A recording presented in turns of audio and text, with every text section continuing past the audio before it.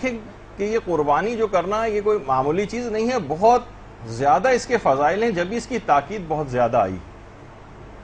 سب سے پہلی چیز تاکہ لوگوں کو احساس ہو کہ یہ صرف کھیل تماشے کے لیے چیز نہیں ہو رہی ہے جیسے کہ آج کل بن کے رہ گئی ہے قربانی، بلکہ یہ واقعتاً ایک ایسی چیز ہے، بہت ساری روایات اس کے اوپر آئیں۔ اگرچہ آپ کو پتہ ہے کہ فضائل کی بہت سے ساری روایات کے اندر ذوف بھی پایا جاتا ہے، لیکن کیونکہ وہ بات کو مطلب کو سمجھانے کے لیے تو علماء نے ان کو بیان کرنے کی بھی اجازت دی ہے۔ سب سے پہلی تو یہ روایت میں یہ چیز آئی کہ فوری مغفرت ہو جاتی، فوری مغفرت۔ اور خود بہت سی روایات کے اندر ویسے تو دیکھیں اس بات کی اجازت ہے کہ آدمی کسی اور جگہ پر ہو اور قربانی وہ کسی اور جگہ کروائے، لیکن اسی جگہ پر اگر موجود ہو تو بہت زیادہ اچھا، کیونکہ بہت سی روایات میں یہ بات آئی ہے کہ قربانی جس وقت ہو رہی ہو اس وقت وہاں پر موجود رہو، کہ کیونکہ خون کا پہلا قطرہ گرتے ہی پروردگار انسان کی مغفرت کر دیتا ہے جس نے وہ قربانی کروائی، یعنی ابھی خون کا پہلا قطرہ گرا ہے اور اس کے تمام گناہ معاف ہو جاتے ہیں۔ اتنی اہمیت ہے اس بات کی۔ اچھا، دوسری چیز وہ یہ ہے کہ جو قربانی اس نے پیش کی ہے، روایات میں ہے کہ قربانی کا خون زمین پہ گرنے سے پہلے ہی خدا کی بارگاہ میں قربانی سند قبولیت لے لیتی ہے، قبول ہو جاتی ہے پروردگار کے ہاں۔ لہٰذا پیغمبر اسلام نے یہ بات فرمائی ہے ایک حدیث میں کہ تم خوش دلی سے قربانی کیا کرو، کیونکہ قربانی کا خون زمین پر گرنے سے پہلے ہی خدا کی بارگاہ میں یہ قبول ہو جاتی، تو خوش دلی سے قربانی کرو۔ جیسے کہ اکثر جگہوں پہ اس کو ایک بوجھ سا بھی سمجھا جاتا ہے، بوجھ۔ اچھا، ایک اور جو اس کا فائدہ ہے کہ دیکھیے جانور کے ہر بال کے عوض اس کو ایک نیکی دی جاتی۔ زید ابن ارقم جو پیغمبر اسلام کے ایک صحابی تھے، وہ فرماتے ہیں کہ صحابہ نے ایک دفعہ پیغمبر اسلام سے قربانی کا ثواب پوچھا تھا، تو پیغمبر نے جملہ اس میں ارشاد فرمایا تھا کہ اس کی ایک بال کے عوض ایک نیکی، جتنے اس کے جسم پر بال ہوں گے اتنی ہی زیادہ اس قربانی کرنے والے کے لیے نیکیاں لکھی جائیں گی۔ اچھا، اب دیکھیے کہ یہ آخر اتنا زیادہ اس کا ثواب کیوں رکھا گیا ہے، اس کے پیچھے فلسفہ کیا ہے قربانی کا؟ دیکھیے سب سے پہلی بات تو یہ ہے کہ پروردگار عالم اس کے ذریعے ایک تشویق دلانا چاہتا ہے اور ایک احساس کو بیدار کرنا چاہتا ہے کہ خدا کی راہ میں قربانی دینے کے عادی بنو۔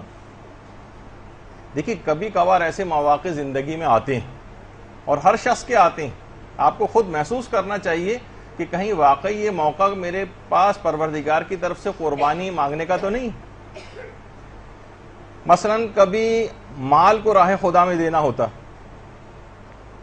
مال کو پتہ چلا آپ کے خمس اتنا زیادہ آپ پہ واجب الادا نکلا، اب آپ کو نا اس مال کو راہ خدا میں دے دینا چاہیے، لیکن اب کیا ہے، شیطان آ کر آپ کو بہکائے گا، آپ کے ہاتھوں کو روکے گا، اور اتنا مال نکل جائے گا، کوئی پلاٹ بکا ہے اتنا زیادہ، لوگ طریقے پوچھتے پھرتے ہیں، کوئی ایسا طریقہ نکل آئے کہ مثلا ہم نے بزنس پرپس سے یا کوئی سیونگ کے اعتبار سے کوئی پلاٹ لیا تھا، اس کی اتنی قیمت ہو گئی، اس کو بیچیں گے تو اتنا زیادہ 20% یا 25% بہت سے مسائل کے اندر خمس دینا پڑتا ہے، بہت مال نکل جائے گا۔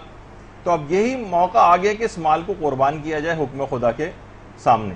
تو کبھی مال راہ خدا میں دینا ہوتا ہے قربانی کے طور پر، کبھی عہدہ راہ خدا میں قربانی کے طور پر پیش کرنا ہوتا ہے۔ بہت سی جابس ایسی ہیں، سودی ملازمتیں ایسی ہیں کہ جو کہ کرنا حرام ہے، جس کے الگ ایک تفصیلی مسئلے ہیں اور تمام مجتہدین نے اس کو حرام قرار دیا ہے، جس کے اندر سود کا لین دین ہوتا ہے۔ اب یہاں پر کبھی اسلام آپ سے تقاضا کر سکتا ہے، جب مقام عمل پیش آئے تو علماء سے رجوع کرنا چاہیے، لیکن ایک عمومی مسئلہ بتا رہا ہوں کہ عہدے کی بھی قربانی دینا پڑتی، کبھی آسائشوں کی قربانی دینا پڑتی ہے۔ اتنی شدید گرمی ہے، آپ لوگ یہاں پر آئی ہیں، اپنے آرام کو آپ گھر میں بھی ٹھنڈے طریقے سے رہ سکتی تھیں اور اطمینان کے ساتھ، آپ کو کیا ضرورت تھی، لیکن آپ نے علم دین حاصل کرنے کے لیے اپنی ایک آسائش کو قربان کیا، اپنے آرام کو قربان کیا۔ اور کبھی زیادہ بڑے سینیریوں میں اگر دیکھیں اور اس کو کافی بڑھا لیں ہم اپنے کینوس کو، تو اس میں کبھی کبھار جان بھی دینی پڑ سکتی، اور اسی جذبے کی بیداری کے لیے ایک سالانہ مشق اور پریکٹس کا نام ہے عید قربان کی قربانی، تاکہ انسان کو یہ احساس رہے کہ ایسے مواقع مجھ پر آ سکتے ہیں کہ مجھے یہ چیزیں خدا کی راہ میں قربان کرنی پڑے، لیکن ہم یہ دیکھ رہے ہیں کہ جانور تو مستقل ذبح ہو رہے ہیں، لیکن جذبہ قربانی کہاں ہے یہ ہمیں دیکھنے میں نہیں آ رہا۔ جذبہ قربانی جو پروردگار پیدا کرنا چاہتا تھا۔ دیکھیے خدا پروردگار عالم خود آیات قرآنی کے اندر یہ بات بتا رہا ہے کہ اس جانور کی قربانی کے ذریعے اسے کیا چیز درکار ہے، کیا چیز پروردگار کیا چاہتا ہے۔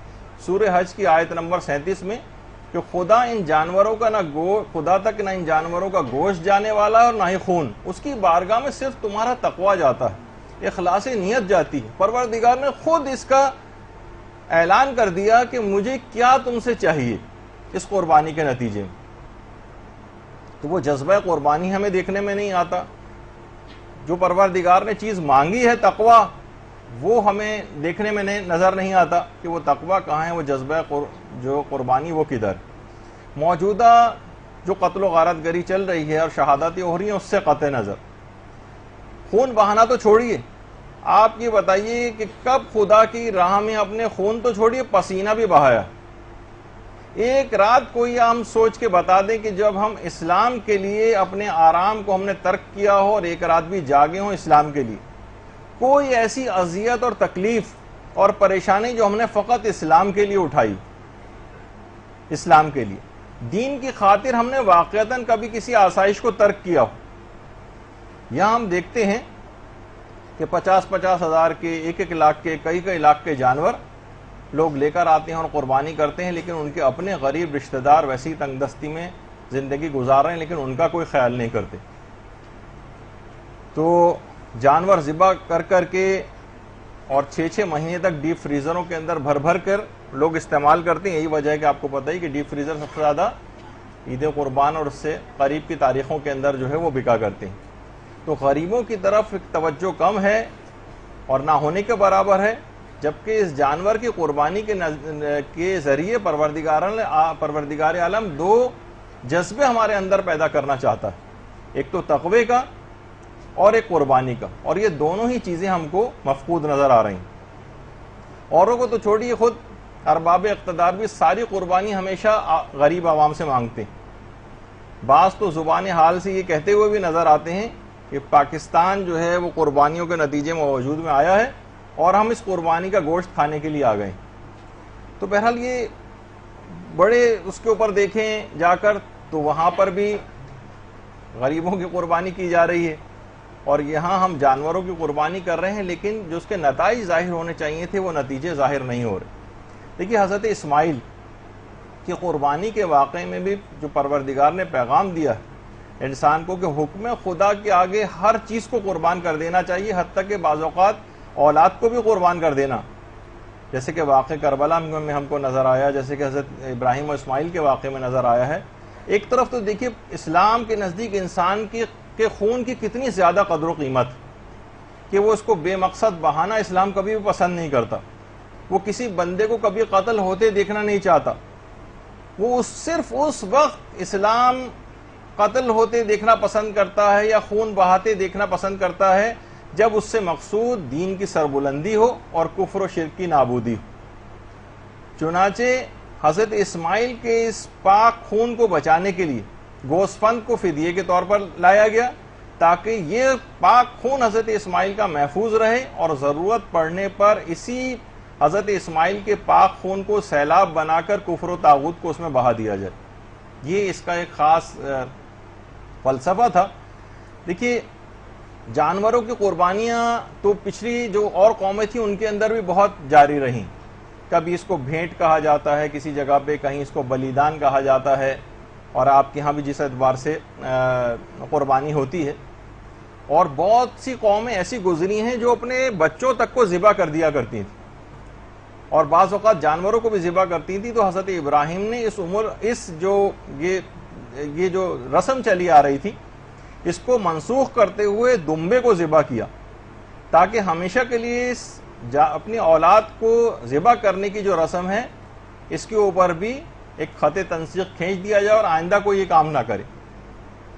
دیکھیے خدا کی راہ میں قربانی اور اس جانور کی قربانی اس وقت سے ہے جب دنیا میں فقط صرف چند لوگ ہی تھے، جو قرآن کے اندر واقعہ بھی ہے حابیل اور قابیل کا. یہ آپ کے سامنے حضرت حابیل علیہ السلام کی قبر مبارک ہے جو کہ شام میں. اللہم صلی علی محمد.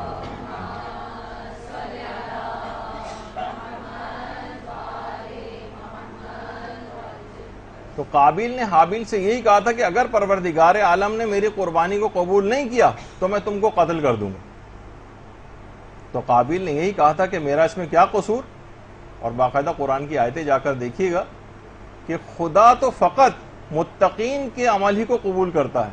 قال انما یتقبل اللہ من المتقین.